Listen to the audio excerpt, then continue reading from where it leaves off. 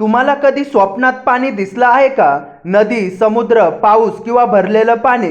जर हो, तर हा योगायोग नाही.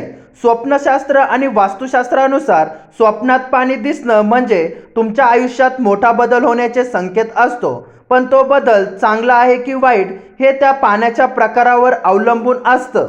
स्वप्नात पाणी दिसण्याचं महत्त्व. वास्तुशास्त्रानुसार पाणी म्हणजे भावना, ऊर्जा आणि जीवनाचं प्रतीक आहे. वास्तुशास्त्रातही पाण्याला खूप महत्त्व दिलं जातं. घरात पाण्याची दिशा, टाकी, विहीर हे सगळं तुमच्या नशिबावर परिणाम करतं.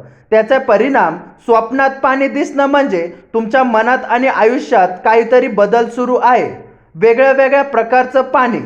स्वच्छ पाणी दिसणे. जर तुम्हाला स्वच्छ शांत पाणी दिसलं, अर्थ सुख शांती येणार, पैसा वाढणार, पॉझिटिव्ह एनर्जी.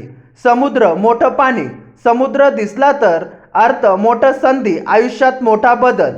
पाऊस पडताना दिसला, पावसाचं स्वप्न, अर्थ नवीन सुरुवात, आनंदाचा दिवस. घाण किंवा काळं पाणी. जर पाणी घाण असेल, समस्या येणार, नकारात्मक ऊर्जा, मानसिक ताण. पाण्याचा पूर. पूर दिसणे, अचानक संकट, कंट्रोल बाहेर सिच्युएशन.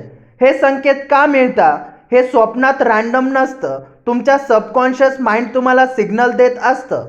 वास्तुशास्त्रानुसार जर घरात पाण्याशी संबंधित दोष असतील तर ते स्वप्नामधून दिसू शकतात.